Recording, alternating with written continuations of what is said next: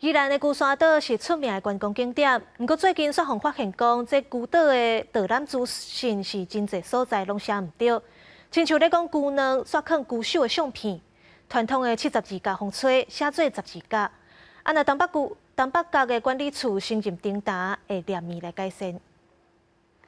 来到龟山岛，会当看到顶头菜观光导览牌，因过基进都发现标示有明显的错误，比如讲岛上传统的72架风吹写做12架风吹，龟卵以上的风景刷放龟头的相片，影响观光形象。那这部分应该风管处用心一点，他们就可以考虑到什么东西是错误的，什么东西是真实的。那可以想见。 东北角风管处，它就是无心在管理这件事情。龟山岛讲是生态岛，另一评讲伫这群岛上也阁看到4只山羊，无被好好管理。若是这款山羊唔是完成证，就应该带离开，以免破坏岛上的原生生态。民众也正关心。有可能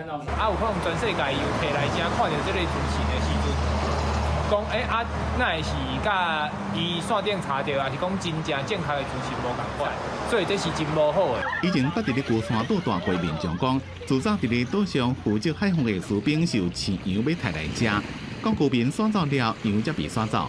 早期大概民国50年左右就有那个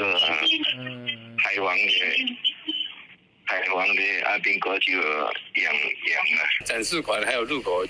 区的地方他新做了一些排水有错误，这个在年底以前会改进完成。 东北角风管处讲，岛上的电视管甲入口的所在，有请厂商做新的导览牌，确实有淡薄仔错误，连岛上的食物介绍也拢标唔对，已经请厂商伫咧年底进行来改善。因那山羊的部分，也敢若是包商带来龟山岛饲的，因为外界质疑会破坏生态，将会赶紧甲羊刷走。记者综合报道。